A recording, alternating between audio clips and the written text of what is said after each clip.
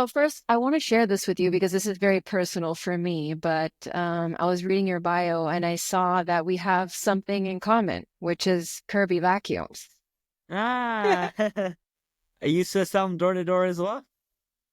No, I actually, my dad was once upon a time the only distributor in Florida. And when I was 13, well, really, on the weekends, I would work at his office in Kirby Vacuum. So it's a huge part of my life.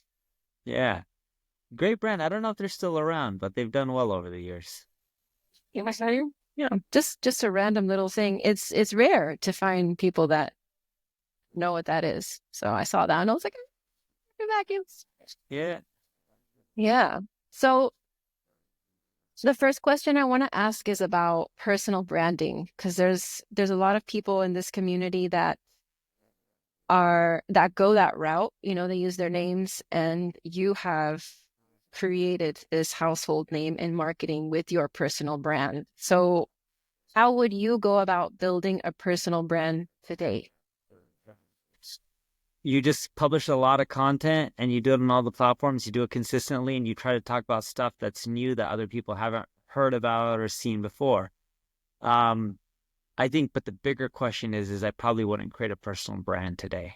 It's great. It's done Right. wonders for me. I think a personal brand is great to launch a business. I don't think a personal brand is great to create a massive business. That's just my Yeah. opinion, right? Because it's like if you look at The Rock or a Kardashian or a lot of these people, their personal brands only gets them so far with building a big business. It helps them launch and get a lot of initial traction and definitely generated quite a bit of revenue in the short run. But that's not enough to build a multi-billion dollar business. That's interesting. Why? You need all the other stuff: distribution, operations, systems, processes, amazing team, right?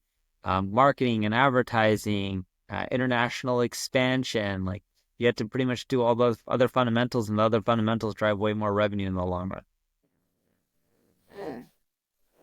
That's very interesting because for a long time, was trying to build my personal brand and I found it to be difficult for various reasons. Um, and since we started with Retreat Builder, it's felt a lot easier. Like it's no longer about me and it's now about, the camera or the light or the highlight, the Yeah. spotlight is not on me, it's on that and what we're building with that. And that encompasses so many other people than just me. And it feels easier. I don't know how else to explain it. No, I think you explained it quite well. And yeah, I think you're spot on, in which for a lot of people, including me, it's harder when it's all about you. It's easier when it's about something else. And it's not even like pressure. It's more so people don't feel as particular or funny because they're not self-promoting, right? And when I say self-promoting, promoting your company is very different than promoting yourself. And it can put people in a very uncomfortable situation when they feel like they're promoting themselves. Yeah, that's true. So now there's so many questions. I'm trying to pick the right ones, but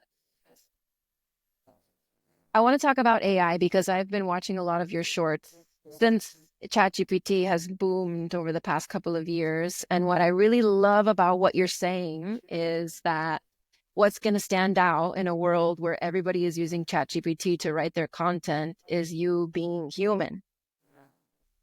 So, Yes. what does that look like? Is it not using it at all or learning how No, to use it in?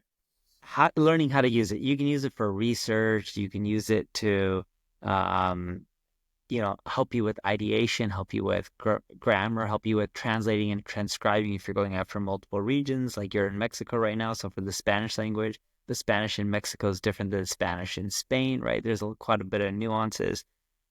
It can help you with a lot of those things. It can even help you expand, update your content. But the problem is when you ask ChatGPT to create you content, it's just creating you stuff that most people have already seen. You got to talk about new stuff. And a lot of times to do that, you need a human in the loop.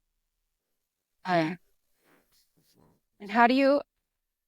I mean, so like in this community, most people are not marketing experts. They know what they need to know, and some of them don't know anything and don't want to know anything because it's just not their thing. So what would you say is like a timeless strategy for marketing, regardless of new trends that pop up? A timeless strategy for marketing, no matter what trends pop up, is creating content that helps. And I want to get very specific here. When I say helps, not just providing value where someone could go and take action, but helps your ideal customer. See, the big problem with most people who create content and do marketing is they create content for the masses instead of your ideal customer. And it's not about how much engagement you get, it's about how much engagement you get with the right audience. And that could be 1/10 of what you are expecting, but if that drives revenue, that's really all that matters at the end of the day.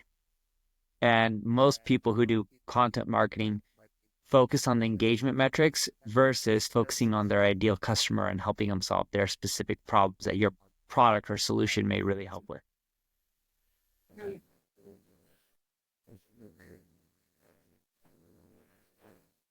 Yeah, I'm just taking it in, I'm absorbing it.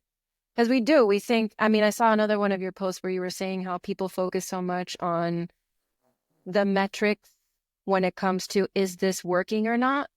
And you say to yourself, all right, I'm going to do this for 3 months, and if I don't get anything out of it, I'm going to stop. But one of the reels that I saw from you was, I mean, it could take someone 6 months or years, but they're watching you. They may not be converting, they may not be a customer yet, and the data is not necessarily going to reflect this as it's That's right. happening in the mind.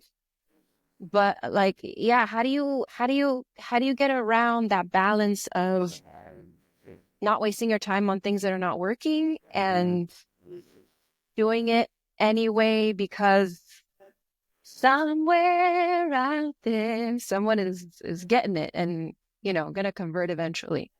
Yeah, so I would say spend 80% of your time on long-term marketing strategies, 20% on marketing strategies that have short payback periods. And you got to invest in brands. Keep in mind when someone buys an electric car, they just choose Tesla because of the brand name, right? When they choose a credit card, it's Amex or Visa or MasterCard, again, brand name. Tell people about luxury hotels, they'll tell you St. Regis, Starwood, or St. Regis, Ritz-Carlton, Four Seasons. They're going after the names that are well branded. And if you ask anyone about what's the name of a company that makes private planes, most people will name and tell you Gulfstream or G500. And most people have never been on any of these planes, but Gulfstream has an amazing brand. So just keep that in mind, in which a large chunk of how people make their decisions, right, percentage wise, is just based on the brand. So what do you do to create that sense of like brand awareness? You do marketing, but you do it frequently. And the reason I say frequently is in marketing, there's something called the rule of seven. When someone sees or interacts with your brand 7 times, they're much more likely to purchase from you and evangelize. So showing once isn't enough, twice isn't enough. It really is 7+ times for them to truly engage. And to do that, you have to be omni-channel, right? If you're not on all the channels, you're not going to see people as often. You need to do it consistently for a long period of time. Okay, I'm going to throw some contradictions your way because lately I've been hearing a lot of people say that nowadays it takes, I mean, it varies. Somebody said 28 and another person said 54 touch points. What do you think about that? That seven is not, it's too little now. It could be 54, it could be 100, it could be 1,000. In marketing, we've talked about the rule of seven for a very, very long time, but I do agree with you where I think it's increasing. Okay. And what about, so omni-channel, I've also heard a lot of experts say that you need to focus on one and just put all of your energy on the one so that you're not, spreading yourself too thin. You can't do that effectively because if you just go after one channel and you do it really, really well, you're not going to be seen by all your potential customers. It just doesn't work. I'm not saying you can't generate revenue, and I'm not saying you shouldn't start with one, but the model just doesn't work. an individual channel never performs as well as one thinks. It used to work that way 10 plus years ago. Facebook grew just off of the email invite flow. Dropbox grew through sharing on the social web. Yelp grew through SEO. That doesn't work anymore because all these channels are saturated and competitive. You have to use all of them. So the real question is which one are you going to start with? Yes, get it right and focus on that one. But once you get it scaled up, expand into 2, 3, 4, 5, etc. You have no choice but to do that. And what does it mean what's the criteria that it's scaled up? Scaled up means you've continually grown it and spent as much money as you can before you hit a ceiling where the more money you spend, it starts giving you diminishing returns. So for example, if you spend $1 and it makes you 3 in profit, I'm just making up a number. Well, can you spend $100 a day? Okay, then can you spend 1,000, 10,000? But there's a point where you're going to saturate the audience and you can't spend more than a certain dollar amount. And then you got to keep moving to other channels. Okay. And I guess that would also depend on how big the market is for whatever niche you have. Correct. Okay. All right. And the retreat market, I mean, I don't know. Is there, I don't think it's very big, but it might be growing. It's definitely growing. It's growing, but the market, don't just think about it's growing, right? Because it of course is. You gotta, or from my understanding, it is, what you gotta really think about is where are people going to learn more about retreats before they make their decision. These aren't just a decision that they make on the fly. A lot of it's thought out, it's planned. You know, you got to have a lot of touch points, but where are they going to potentially interact and find these retreats? I've been on a retreat. I have, yes. And can you talk Depends what about what kind of kind of retreat you're retreat that talking. was? Yeah, Mind Valley has a retreat. I think it was called Awesomeness Fest. This is a long time ago. It was in Punta Cana, and had quite a bit of fun on that retreat. It's not my kind of scene. I'm not talking about Awesomeness Fest. I'm talking about just retreats in general. They're not my kind of scene. I'd rather be in a busy city, hustling and bustling versus chilling there, brainstorming. Like I enjoy just getting stuff done. And the retreat felt too much like a vacation for me. People love it. I'm just not a fan of sunny, warm places. I prefer, hustle and bustle and cool places. Yeah. You don't like sunny, warm places? No, in colder weather, people stay in and work more. I prefer that. That is true. So have you ever had a retreat of your own in a cold workplace? No, we don't No? do our own retreats. Actually, All that's right. wrong. Our company does do retreats. They do them a few times a year. I tend not to go to most of them. I've been to a few of them. All right. I would totally go to a Neil Patel retreat. Just saying. Just putting it out there if any day you change your mind. Yeah. Well, our retreats are more internal, so it's for our team members. But yeah, they're chill, they're fun. It's a lot of planning, and the reason I don't go is I just would be a distraction, and I'm not much of use on the planning stage. But I do help quite a bit with the execution phase. Yeah. Because I think like even now the world is really saturated with courses. Everybody has a course. Everybody has a book. Everybody has a course. And the whole point of the course is to give you passive income from the business owner standpoint, right? And then, but as the But consumer, there's no really passive income though. Courses are never passive income. You got to keep updating them and making them better, right? Your sales decline over time if you don't keep releasing new versions. But yeah, that's true. do they make money? Yeah. Do they make as much money with the very little effort as people think? No. Yeah. Well, but on the flip side of the consumer, because I've downloaded a lot of courses, especially with someone that has a personal brand, you buy the course because you want to be closer to them or you want to connect with them, and you connect with them very little. It's like, you may get on a group call, or maybe you have like one-on-one throughout the whole 3-6 month process, however long. But if you were to take that course and make it into a retreat where you could have like 20 people maybe there, and there's lots of space in between, for you to just casually have Yeah. conversations and get into things in a way that you just can't in a course setting. Yeah, look, I get what you mean. And it works for some people. You just got to figure out what's right for you. That's true. All right. All right. So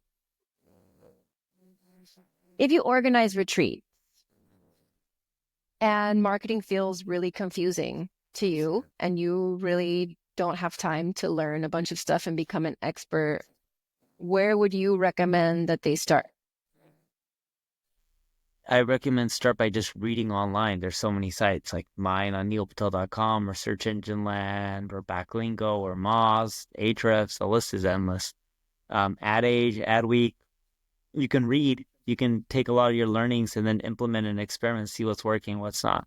But the key is you start by reading, and you need to do number two, which is implement what you've learned. If you don't implement, you're not going to learn as much as you think. Understanding theories and concepts, but not knowing how to implement them doesn't help that much.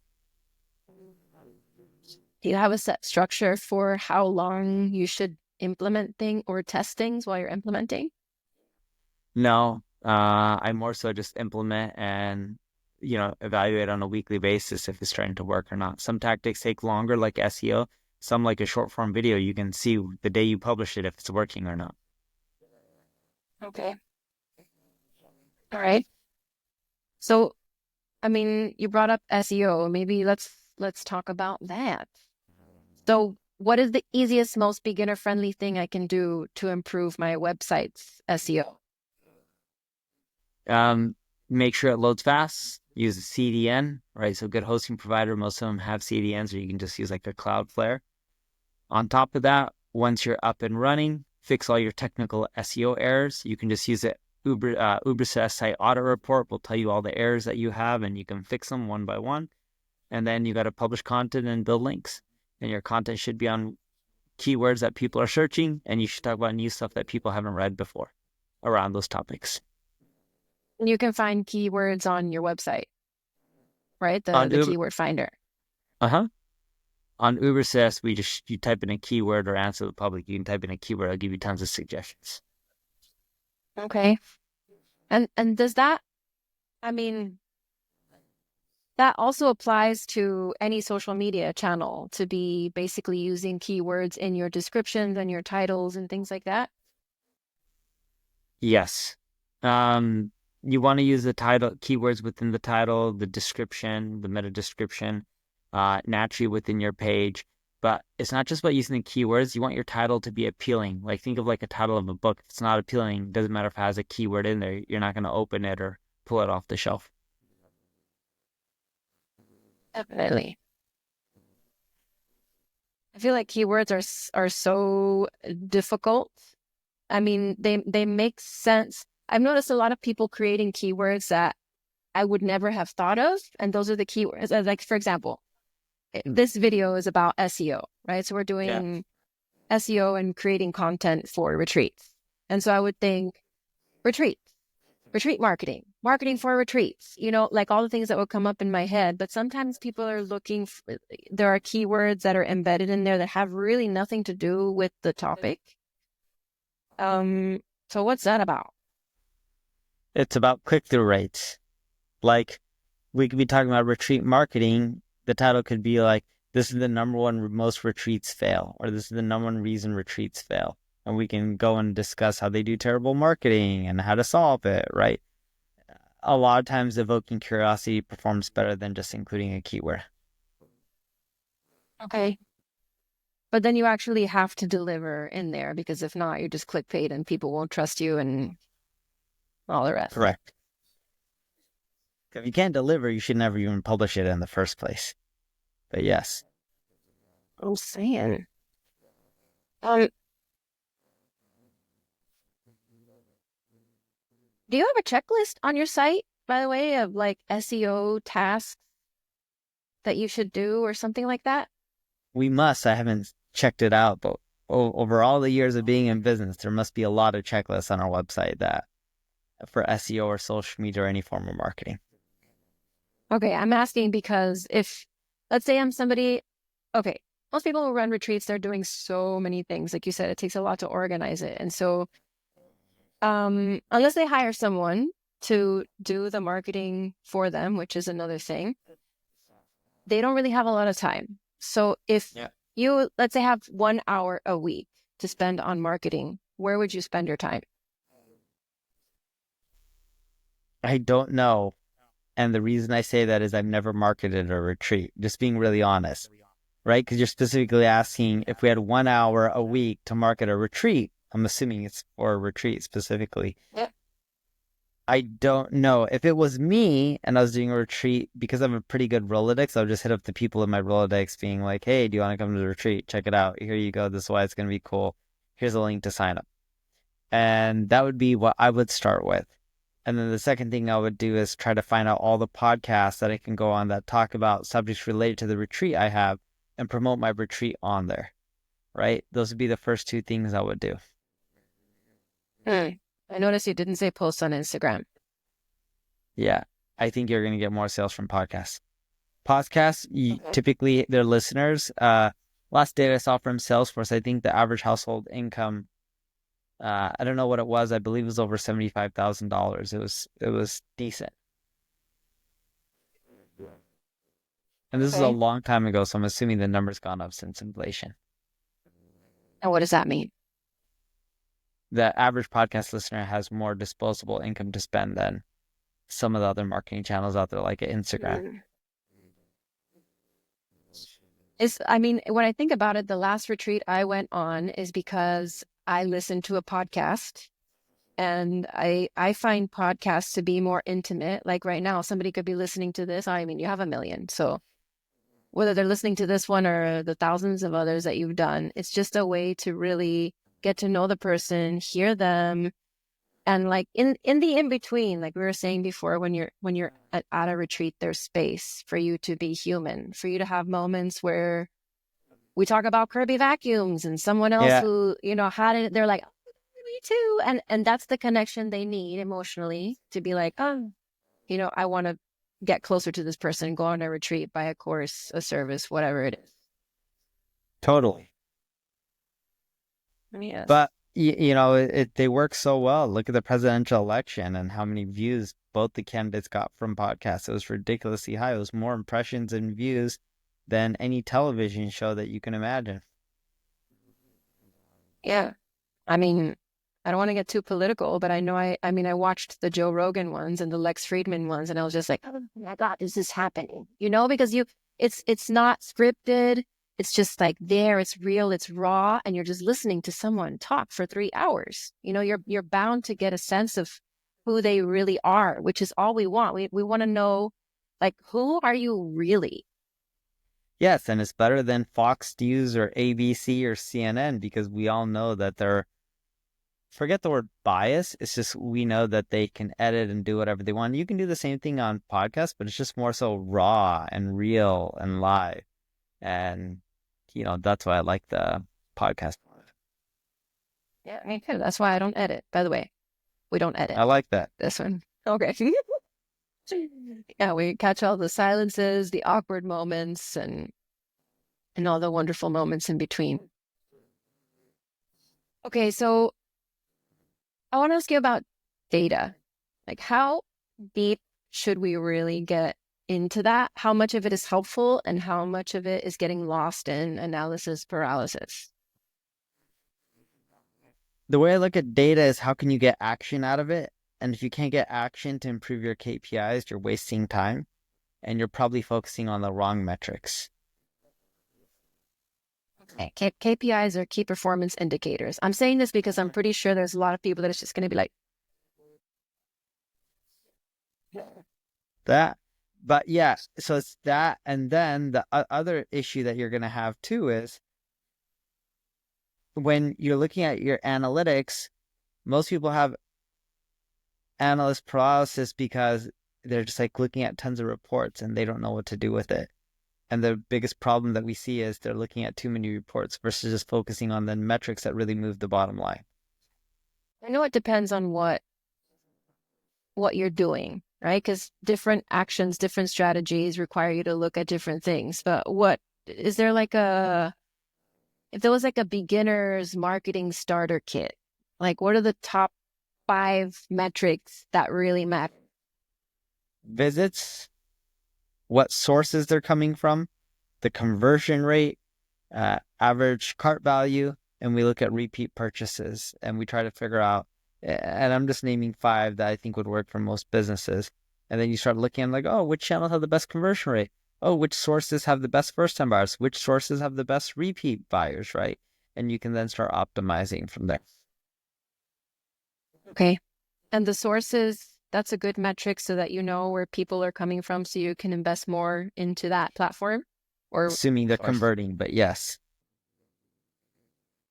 Okay, so that's a good point. If I see that a lot of people from Facebook are coming to my site, but nobody's buying the retreat, but there's like a really small percentage of people coming from YouTube, but everyone that comes from YouTube converts, clearly YouTube is the winner.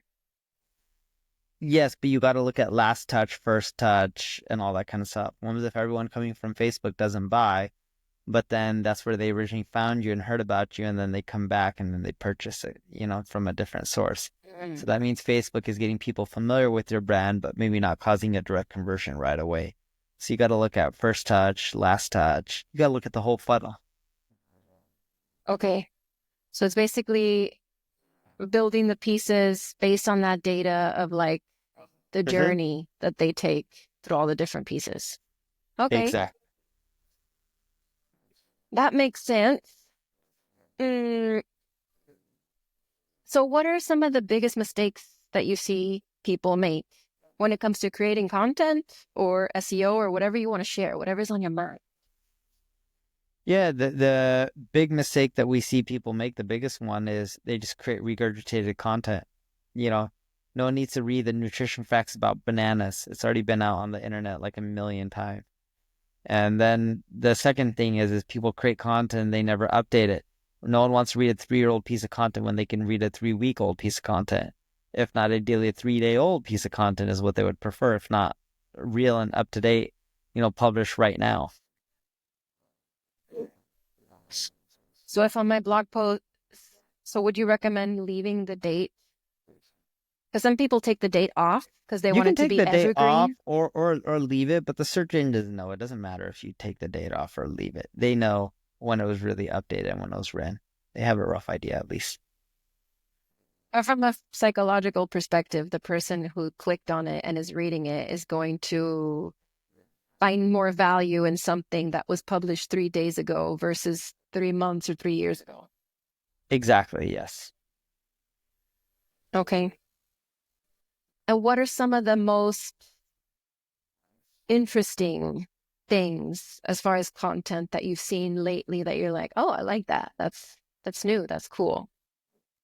You're saying what's something that I wrote recently or read recently that was like, oh, this is cool? Yeah, it could be something that you did or something that you saw. Yeah, I saw something today that was interesting. It was a video that broke down all the different sizes of tsunamis, that happened over time, and it showed from some really tiny ones to gigantic ones. I think one was over 500 meters tall.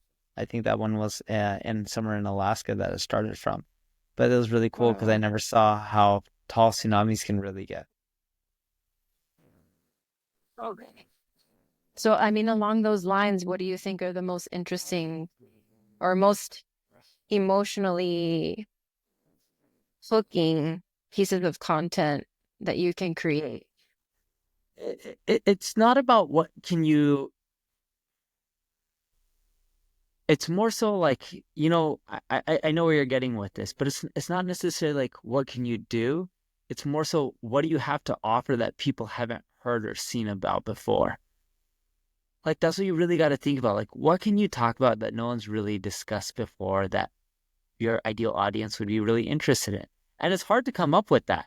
And I don't know what the solution is each and every single time. You can brainstorm with others, you can use AI to try to help you with ideation, although it's not too effective, but you can try a lot of different approaches. I had a friend named John Moreau, and he's a What I like doing is going to a bar with tons of drunk people, and I try to talk to them about different things. If I'm able to capture their interest, then I'm onto something. And I'm like, oh, that's a pretty interesting strategy. Worked well for him. Okay.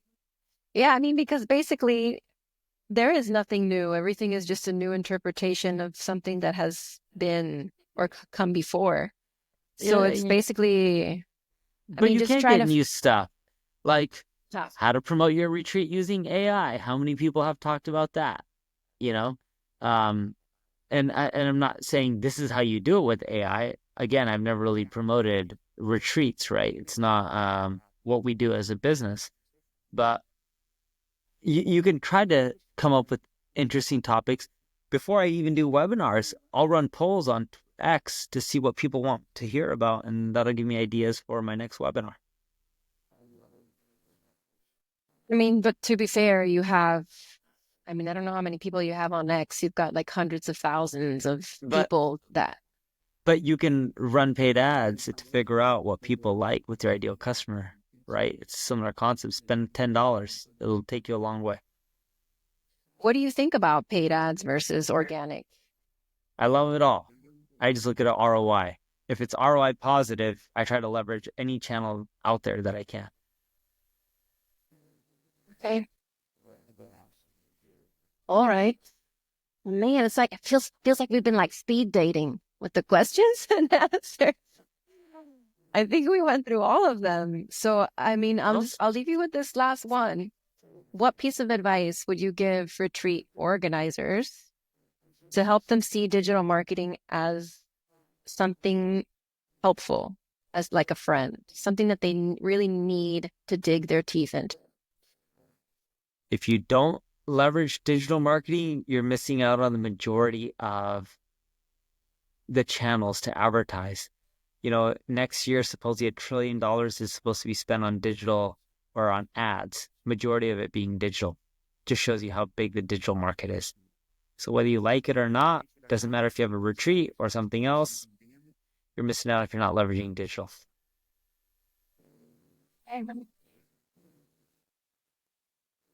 Well, that's all she wrote. That's all I've got. Thank Thanks you for so having much for me. being here. Yeah, no problem. Thanks for having me. This was fun.